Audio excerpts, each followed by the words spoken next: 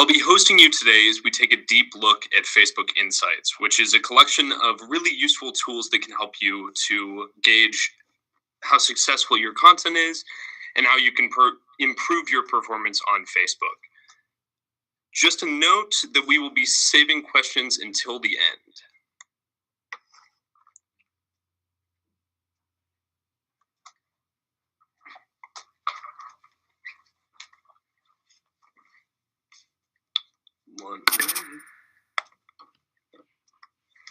Awesome. Okay, so we're going to start off with understanding your audience, and then we're going to move on to evaluating your performance. We're going to finish it up with a brief Q&A.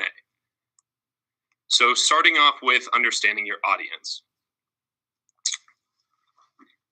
Now let's see how we can delve further into your specific audience as a whole. Facebook provides you with a tool called Audience Insights. To access it, you can use the URL that's listed right there on this slide. This tool was originally created to define audiences for ad targeting, but it's also super useful for publishers on Facebook. And you guys can use this to get a better understanding for your audience. The first step is to integrate the tool with your Facebook page. Then you can start exploring your audience from here and delve into specific demographic groups such as age ranges and the gender breakouts of your audience, as well as their interests. In the first tab, you can see a collection of demographic data. You can explore your audience's information by looking at the number of people active on Facebook. That's going to be the gray bars, and the breakout by gender and age.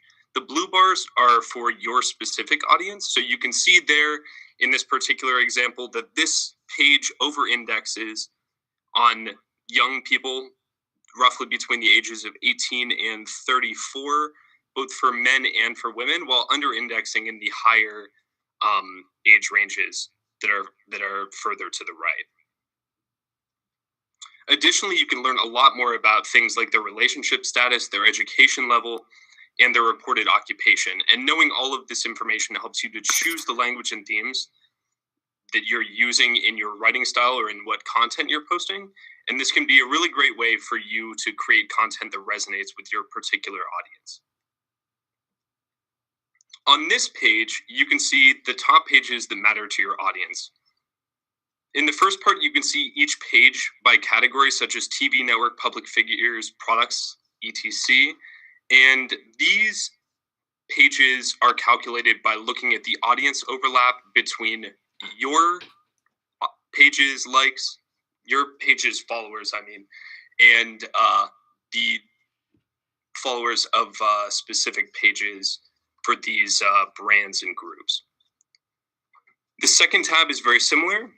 In this view, you'll find a overview of other pages that are relevant to your audience's interests. It's created also by looking at the overlap between your page and other pages. And you can use this feature to understand which brands and or public figures are associated with your audience. And this is useful for gathering information that could be useful in formulating branded content, live video guests, or other public partnerships with your publication. You can also explore other interests by toggling from the selection box there on the left-hand rail. You can go in there and you can find specific interests. There are a lot of them. And once you click on that, you'll see up in the left-hand corner of the screen how many people are constituted in this new audience. You can compare this to the numbers that were displayed in the front in that very first demographic view. And you can use this to get a feeling for how much of your audience is interested in a particular topic. So for this particular example, about 10% of the page's audience likes action movies. Now let's move on to evaluating your performance. Here are 4 of the most common questions that we receive from publishers. What metrics should I focus on? How should I evaluate my content quality? How many times should I post per day? And what type of content drives engagement? The first 2 questions are deeply intertwined.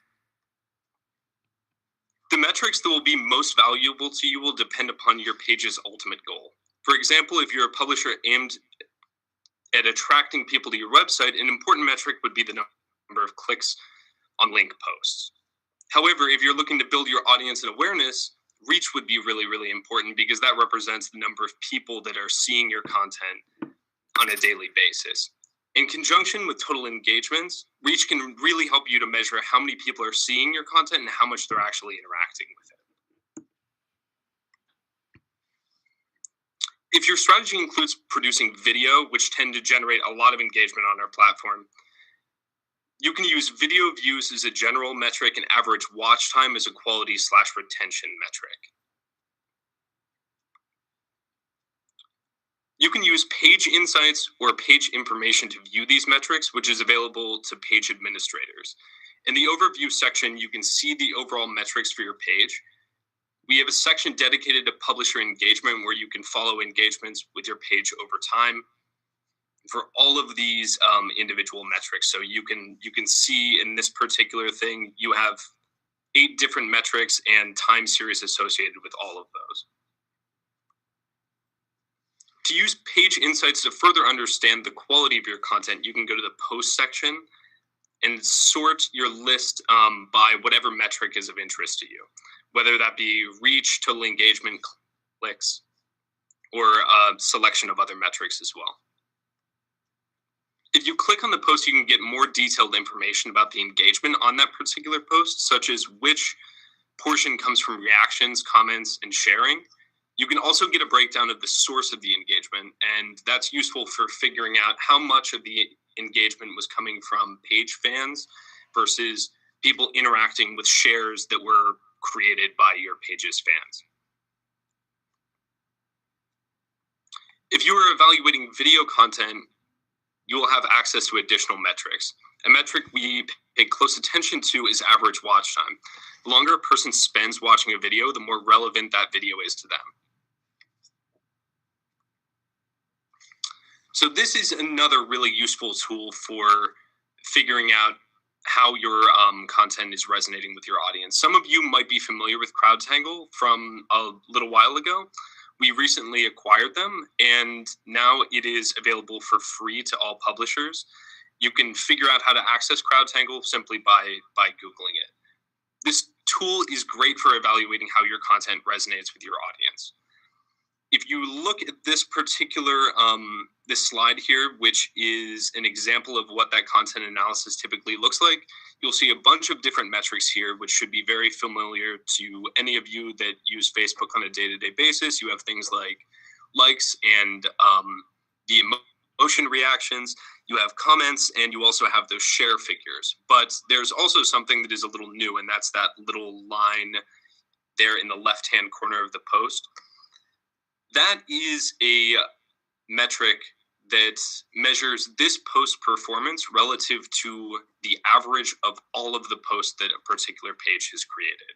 So that's really, really useful for establishing posts that outperformed an average post by this publisher. In this case, this one did 18.8% better than the average post, which is really, really phenomenal.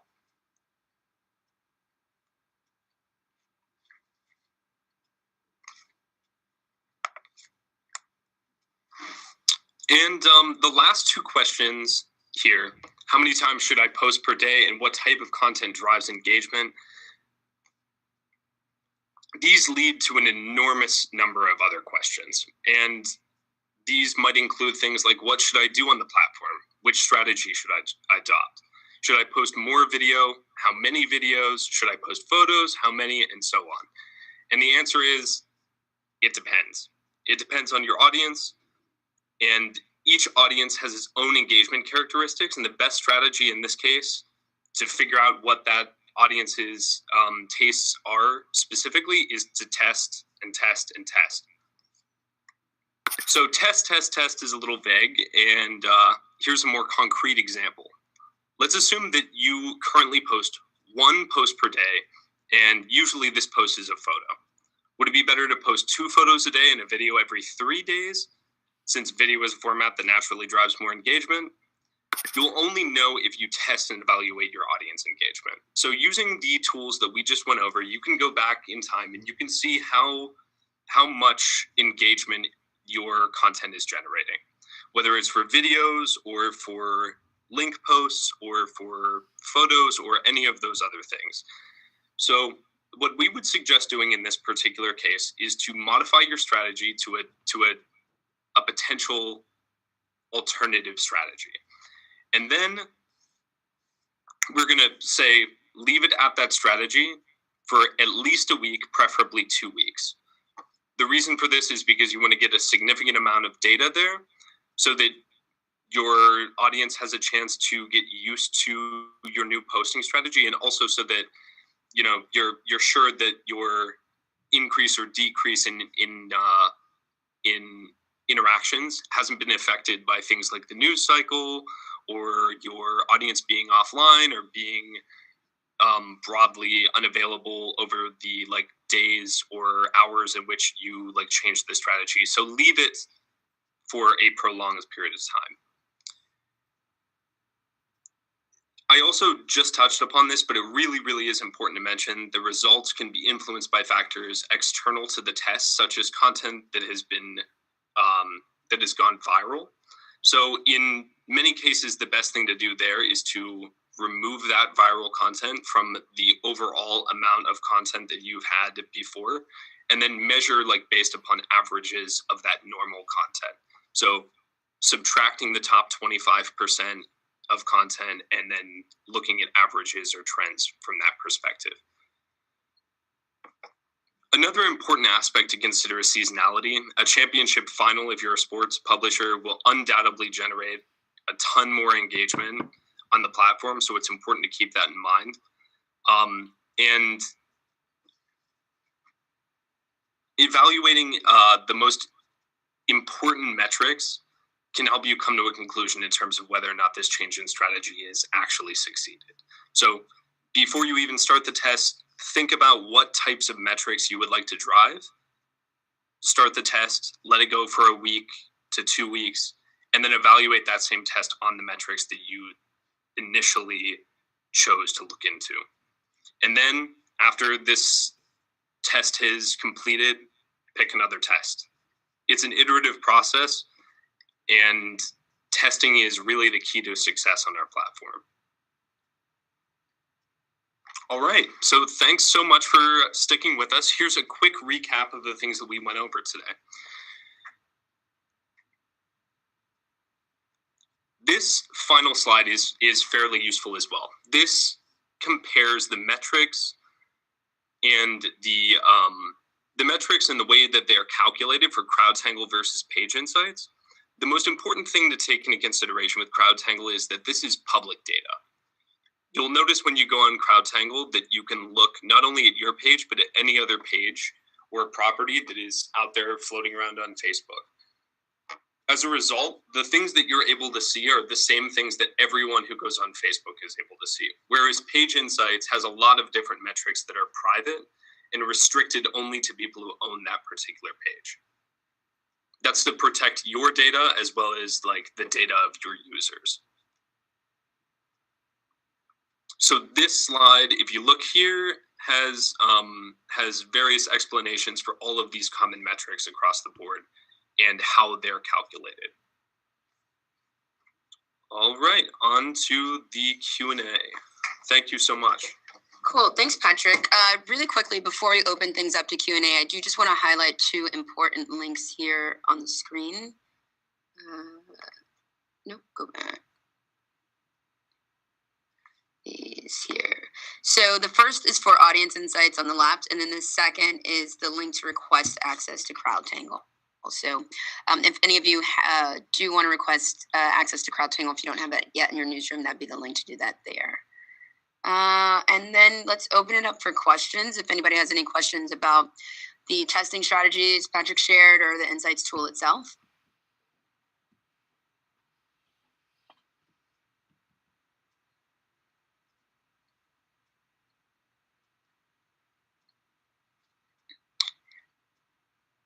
And it looks like no. If you do have follow-ups, you can also go to the News Media and Publishing group on Facebook and post them there later. But we'll give it one more minute in case anybody has something you'd like to have Patrick answer in real time.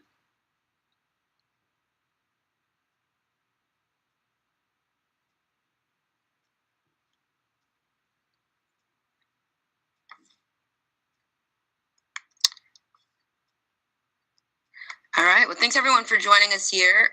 Danielle will be in touch with follow-up about the next webinar, and we hope to see you guys at that one.